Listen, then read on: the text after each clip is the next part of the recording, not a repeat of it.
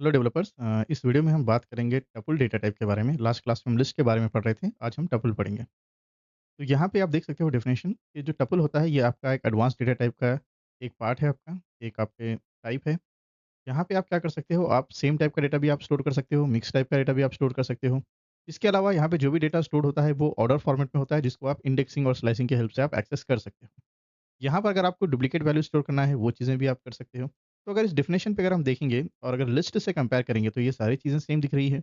अब बहुत सारे इंटरव्यू में इस तरीके से क्वेश्चन पूछा जाता है आपको कि लिस्ट और टपल, इसके बीच में डिफरेंस क्या है? क्योंकि अगर आप डेफिनेशन के हिसाब से देखेंगे, तो जो चीज़ें आप लिस्ट में कर रहे हो, वही चीज़ें आपके सारे के सारे टपल में हैं। डिफरेंस कहाँ पे क्रिएट हो रहा है? डिफरेंस क्रिएट हो रहा है म्यूटेबल वर्सेस इम्यूटेबल के अंदर। आपको याद होगा कि जो हमने एडवांस डेटा टाइप की जो थ्योरेटिकल क्लास पढ़ी थी, वहाँ पे आपको मैंने बताया था कि म्यूटेबल डेटा सेट और इम्यूटेबल डेटा सेट दोनों के बीच में डिफरेंस क्या होता है। कि जो भी डेटा के अंदर अगर हम चेंजेस कर सकते हैं, अपडेट्स कर सकते हैं, तो वो म्यूटेबल के अंदर आएगा। जहाँ पे हम चेंजेस नहीं कर सकते, वो इम्यूटेबल डेटा सेट के अंदर आएगा। तो जब भी आपने कोई डेटा सेट बनाया लिस्ट के ज़रिए से, तो वहाँ पे आपको चेंजेस हो जाएँगे। लेकिन अगर आपने कोई भी डेटा सेट बनाया है टपल के ज़रिए से, तो वहाँ पे चेंजेस नहीं होंगे। अब यह क्वेश्चन आता है कि कब कौन-सा डेटा सेट आपको यूज़ करना चाहिए, तो रिक्वायरमेंट के हिसाब से होता है कि आपको एक डेटा सेट आपने स्टोर कराया, लेकिन अगर आपको बाद में उसमें कोई भी चेंजेस नहीं करने हैं, वहाँ पे आपको अपडेट्स नहीं करने हैं, तो आप क्या करोगे? आप टपल यूज़ करोगे। अगर वहाँ पे चेंजेस की ज़रूरी है, अपडेट ज़रूरी है, हो सकता है वहाँ पे डेटा ऐड हो सकता है, रिमूव हो सकता है, तो वहाँ पे आप लिस्ट कॉन्सेप्ट यूज़ करोगे। तो ये डिफरेंस होता है। और यहाँ पे हम क्या-क्या इसके अंदर ऑपरेशंस कर सकते हैं, जितने भी आपने लिस्ट के अंदर ऑपरेशंस किए थे, सारे के सारे हम वो टपल के अंदर करेंगे। यानी कि इंडेक्सिंग यहाँ पे अलाउड है, सेम चीज़, स्लाइसिंग यहाँ पे अलाउड है, कॉन्कैटिनेशन आप कर सकते हो, इसके अलावा मल्टिप्लिकेशन आप कर सकते हो यहाँ पे।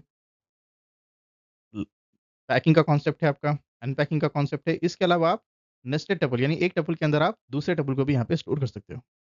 सारे कॉन्सेप्ट सेम हैं, एक ही चीज़ का डिफरेंस है, लिस्ट में हम क्या करेंगे, चेंजेस जो है वो पॉसिबल है, अगर हम टपल की बात करेंगे तो वहाँ पे चेंजेस पॉसिबल नहीं है, यही डिफरेंस है, ठीक है?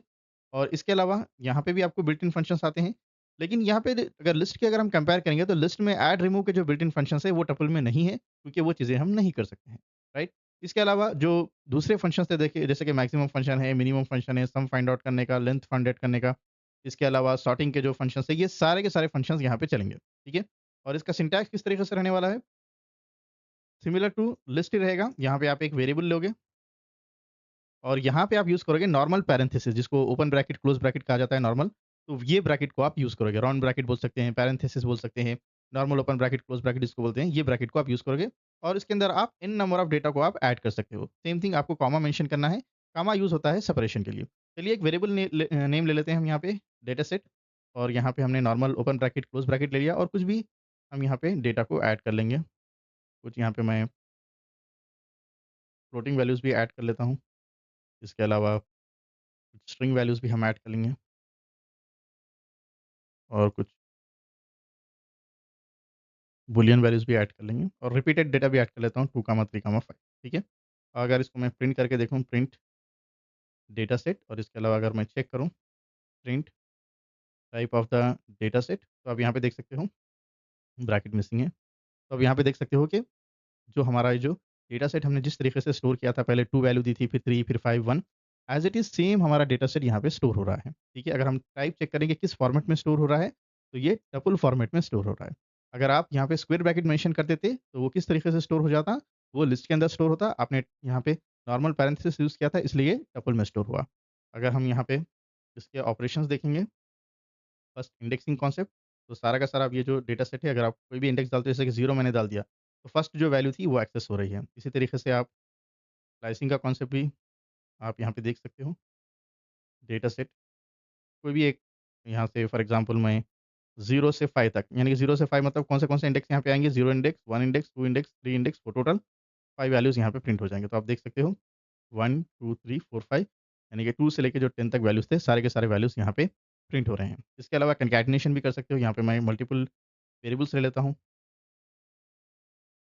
A2 इक्वल्स टू समथिंग 10, 20, एक और वेरिएबल ले लेते हैं A3 समथिंग 98, 88, 77, ठीक है? अब यहाँ पे मल्टीपल वैल्यूज़ हमारे पास आ गए। एक और वेरिएबल ले लेते हैं B, और यहाँ पे हम क्या करेंगे, इन सारे के सारे वेरिएबल्स को जॉइन करेंगे, नथिंग बट कॉनकैटिनेशन। एक वेरिएबल ले लेते हैं B इक्वल्स टू, आप जो भी मेंशन कर रहे हो, A1 plus A2 plus A3 जैसे मैं बी वेरिएबल को रन करूँगा, आप देख सकते हो कि सारे के सारे जो वैल्यूज़ थे वो जॉइंट हो गए।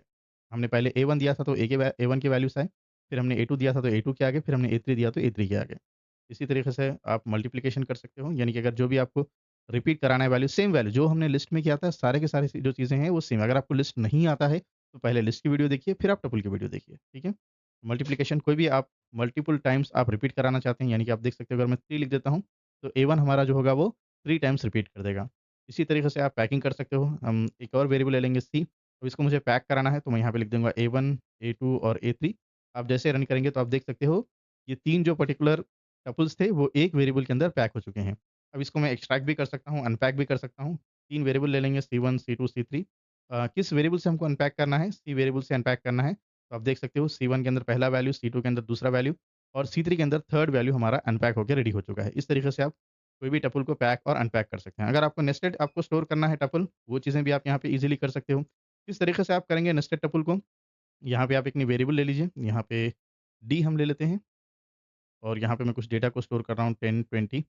और इसके अंदर मैं एक और टपल ले रहा हूँ समथिंग 2, 3, 5, 7। इसके अंदर एक और टपल ले लेते हैं हम 11, 12, 13 इस तरीके से और यहाँ पे भी कुछ डेटा को हम ऐड कर लेंगे, ठीक है? इस तरीके से। तो आप देख सकते हो कि एक टपल के अंदर और एक टपल है, उसके अंदर एक और टपल है। उम्मीद करता हूँ कि आपने लास्ट वीडियो देखी होगी लिस्ट की, जहाँ पे हमने नेस्टेड लिस्ट के बारे में बात करी थी। तो यहाँ पे जिस तरीके से आप नेस्टेड के लिस्ट के अंदर डेटा को एक्सेस करते हो, सेम चीज़ अगर आपने नहीं देखा है तो इसलिए मैं पहले बोल रहा हूँ कि आप सीरियल वाइज़ सारे के सारे वीडियोज़ को देखिए, तभी आपको ईज़ी चीज़ें समझ में आ जाएँगी और चैनल को सब्सक्राइब करना ना भूलें, ओके? हर वीडियो को लाइक करते जाएँ, वीडियो के जो कमेंट है उसमें कमेंट करते जाएँ कि आपको वीडियो किस तरीके से समझ में आ रहा है, वॉइस बराबर आ रही है, नहीं आ रही है, स्क्रीन बराबर दिख रहा है, नहीं दिख रहा है। जिस तरीके से आप फीडबैक देते रहेंगे, उस तरीके से वीडियो में भी इम्प्रूवमेंट आते रहेगा, ठीक है? तो जल्दी से सब्सक्राइब कर लीजिए और हर वीडियो को लाइक करते रहिए। तो यहाँ पे मैं समझ लीजिए कि मुझे 20 जो है वो एक्सेस करना है। 20 यानी कि सेकंड वैल्यू है। तो सेकंड वैल्यू का मतलब किस तरीके से हम ये पहला वैल्यू 0 इंडेक्स आएगा और दूसरी जो वैल्यू होगी फर्स्ट इंडेक्स आएगा। अगर मैं यहाँ पे D1 लिख देता हूँ, तो ये मुझे 20 एक्सेस हो रहा है। अब मुझे समझ लीजिए कि 7 जो है ये मुझे एक्सेस करना है। तो अब 7 को किस तरीके से एक्सेस करोगे? ये 0, 1 अब ये सारे का सारा जो ब्रैकेट होगा वो 2 के ज़रिए एक्सेस होगा। अब 2 के अंदर 0 इंडेक्स, 2 के अंदर फर्स्ट इंडेक्स, 2 के अंदर सेकंड इंडेक्स और 2 के अंदर थर्ड इंडेक्स। तो आप इस तरीके से लिखोगे 2 ऑफ थर्ड इंडेक्स। तो आप देख सकते हो 7 हमारा एक्सेस हो गया। इसी तरीके से और एक एग्ज़ाम्पल ले लेंगे हम यहाँ पे। मुझे यहाँ पे 12 को एक्सेस करना है।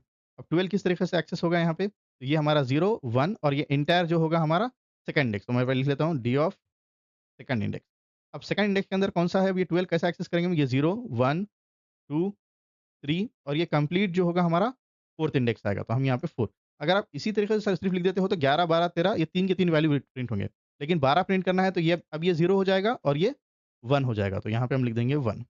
तो इस तरीके से आप नेस्टेड के जो वैल्यूज़ थे उनको आप ईज़िली एक्सेस कर सकते हैं। अब कुछ बिल्ट इन एग्ज़ाम्पल्स देखेंगे, बिल्ट इन फंक्शंस जो है इसके एग्ज़ाम्पल्स देखते हैं।